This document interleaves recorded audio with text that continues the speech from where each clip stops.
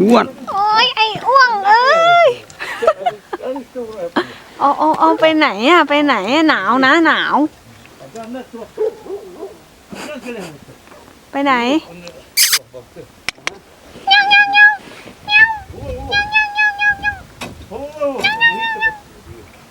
ไม่มาสวัสดีค่ะทุกคนตอนนี้เราก็อยู่กันที่บ้านญาติซาชานะคะก็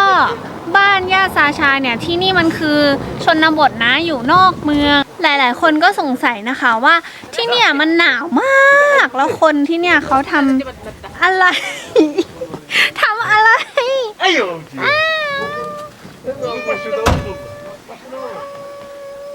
โกชกะ好可爱啊หนาวไหมจ๊ะ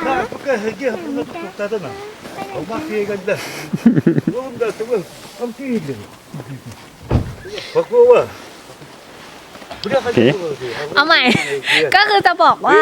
หลายๆคนถามว่าที่นี่หนาวมากแล้วคนที่นี่เขาทำอาชีพอะไรกันหรือจะบอกว่าคนที่เนี่ยถ้าอยู่ในเมืองก็ทำงานออฟฟิศทั่วไปนะคะเขาก็มีห้างมีร้านอาหารอะไรพวกนี้ก็นอกจากทำงานเป็นพนักงานออฟฟิศนะคะก็เขาก็จะมีทำงานกับรัฐบาลอะไรอย่างนี้ด้วยแต่ว่าคนที่เขาอยู่นอกเมืองเนี่ยเขาก็จะเลี้ยงวัวเลี้ยงม้าทำฟาร์มอะไรอย่างนี้กันนะคะช่วงหน้าร้อนไม่มีหิมะเขาก็จะปลูกผักอะไรอย่างเงี้ยแล้วตอนนี้ก็คือมันก็ยังหนาวอยู่เนาะก็คืออยู่ในช่วงสปริงแต่มันหนาวก็เขาก็ยังเลี้ยงมาเลี้ยงวัวกันอยู่นะคะอันนี้ก็คือเป็นคอกวัวคอกม้าเนี่ยแหละเดี๋ยวเราไปดูกันแต่ก่อนที่จะไปดูต้องย้อนกลับไปก่อนเพราะว่ากว่าจะมาถึงบ้านญาติซาชาที่นี่ได้เนี่ยเราแวะมาหลายที่มากเลยนะคะเดี๋ยวเราไปดูว่าเราไปแวะที่ไหนกันมาบ้างแล้วก็เรามาที่นี่มาทำอะไรนะคะอ่ะไปดูกันเลยตรงนี้เป็นทางออกนอกเมืองนะคะทุกครั้งที่เราขับรถผ่านที่นี่หลุยแล้วก็ครอบครัวซาชาจะต้องเอาขนมปังแบบนี้มาวางทิ้งไว้ที่นี่เหมือนเป็นเคล็ดเพื่อขอให้การเดินทางราบรื่นไปด้วยดีค่ะพอมาถึงนอกเมืองแล้วเราก็แวะกินข้าวกันก่อนตรงนี้เป็นเหมือนจุดพักรถแล้วก็จะมีร้านอาหารหลายร้านนะคะซึ่งทุกร้านขายเหมือนกัน ก็คือเขาจะขายเนื้อย่างกับบรอฟจะเป็นข้าวผัดกับเครื่องเทศหอมๆใส่แครอทหัวหอมแล้วก็เนื้อกินกับเนื้อย่างก็คืออร่อยมาเรามาเริ่มกินกันเลย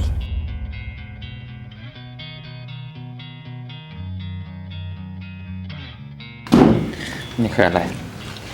อันนี้คือเนื้อย่างเนื้อวัวอันนี้คือบรอฟ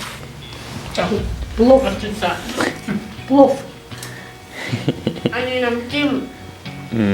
วาซาบิวาซาบิมัสตาร์ดMade in Sakha. made in Sakha ตรงนี้ก็มีซอสให้เลือกเป็นซอสต่างๆนะคะโคชูจังมีนี่ด้วยเหล่ากันมาไม่อยากเชื่อว่าที่นี่จะมีอร่อยไหม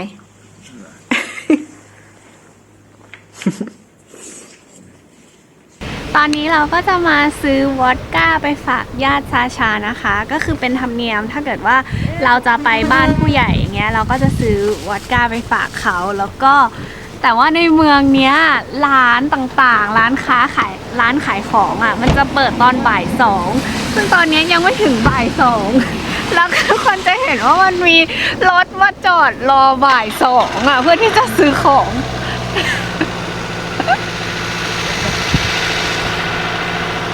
โอเคเดี๋ยว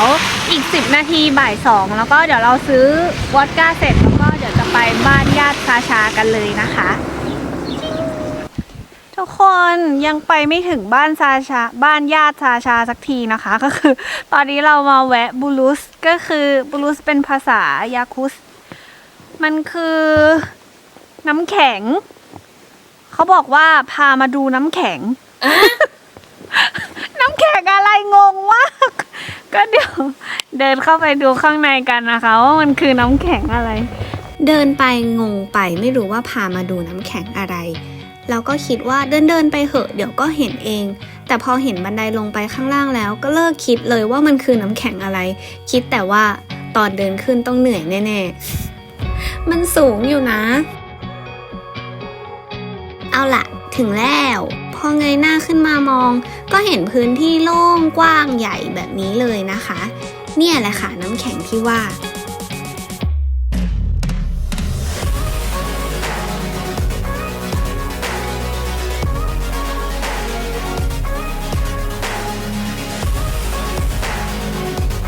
และนี่ก็คือบูรูส ถามชาว่าน้ำแข็งอะไรอ่ะพามาดูน้ำแข็งอะไรก็น้ำแข็งเนี่ยน้ำแข็ง ทุกคนตรงนี้คือแบบมันไม่ใช่แม่น้ำนะถามชาว่ามันคือแม่น้ำเหรอชาบอกว่าไม่ใช่แม่น้ำมันคือน้ำแข็งก็คือมันคือน้ำแข็งจริงๆมันตลอดทั้งปีจะเป็นน้ำแข็งแบบนี้นะคะแล้วก็น้ำที่นี่เนี่ยคนที่มาที่เนี่ยเขาจะมาตักน้ำที่นี่ด้วยเพราะว่าน้ำที่เนี่ยตักขึ้นไปแล้วก็สามารถดื่มได้เลยกินได้เลยเอาไปใช้ได้เลยเพราะว่ามันไม่มีแบคทีเรียเลยนะคะเดี๋ยวให้ดู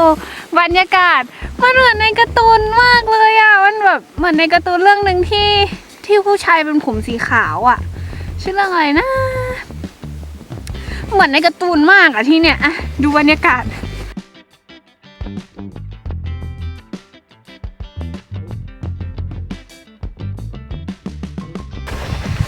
ทุกคนตรงพื้นมันเป็นสีแบบสีฟ้าเลยนะชาบอกว่าหน้าร้อนอ่ะมันจะไม่มีเกล็ดหิมะและมันจะเป็นน้ำแข็งหมดเลยไม่มีเกล็ดหิมะปกคลุมแบบนี้แล้วก็เขามาเล่นไอซ์สเก็ตที่นี่กันได้ด้วยนะไปโอเคชาร์ลส์ ทุกคนพื้นตรงเนี้ยลื่นมากเลยอะแล้วก็ถ้าจะมาต้องระวังนะคะมันลื่นมากไปนี่แม่ซาชาเรียก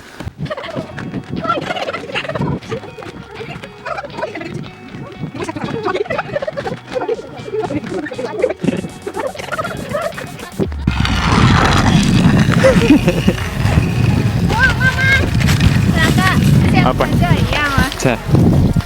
นะ1 2 3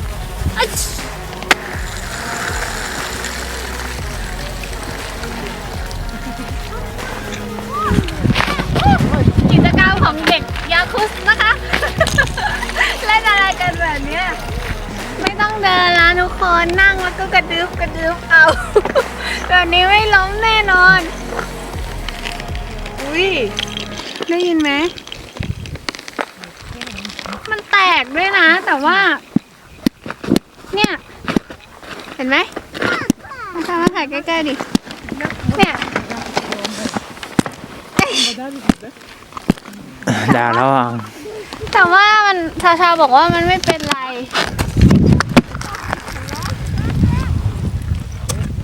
ฮะฮะขนมปังที่เราเอามาไว้ตามทางนะคะก็เนี่ยแหละคนที่กินก็คือเจ้านกน้อยนี่แล้วก็ได้ยินอุ้ยใกล้ไปไหม แล้วก็ได้ยินเสียงน้ำนอกจากนี่น้ำวันนี้ตักกินได้เลยนะมันสะอาดมากเขามีถังให้ตักด้วยหิวน้ำก็ตักกินได้เลย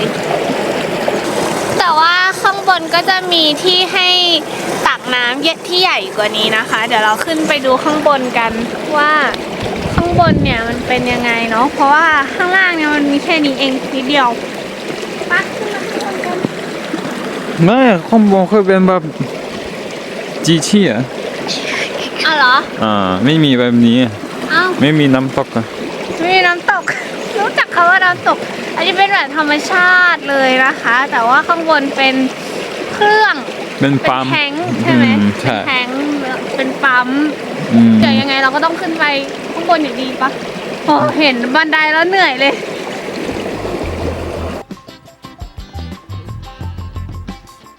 ก ก็ตรงนี้นะคะแทงสีน้ำเงินตรงนู้นสามารถไปกรองน้ำได้แล้วก็เอาน้ำกลับไปกินที่บ้านได้นะคะฟรีไม่ฟรีมีค่าเข้าที่นี่มีค่าเข้านะกี่บาท 50 รูเบิล 50 รูเบิลก็คนละ 5 ลิตร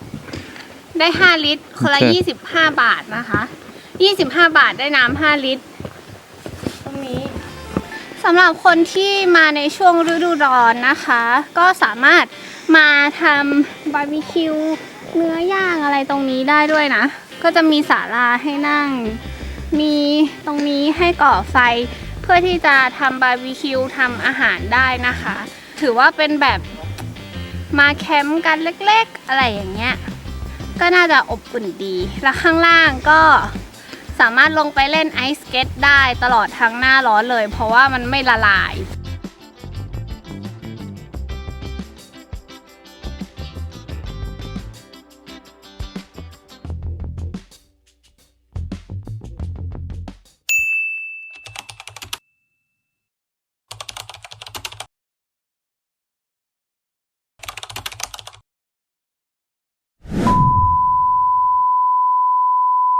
คนที่เนี่ยถ้ามาถึงบ้านแล้วก็ต้องล้างมือก่อนนี่ล้างแบบนี้นะคะเนี่ยแต่ไม่เคยล้างมือแบบนี้เลยอันนี้คือการล้างมือของคนที่นี่นะคะแล้วก็อันนี้ข้างล่างนี้ไม่มีท่อนะไม่มีท่อ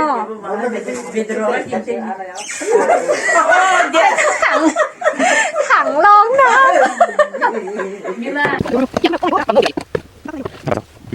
ซาชาเข้าไปก่อนเลย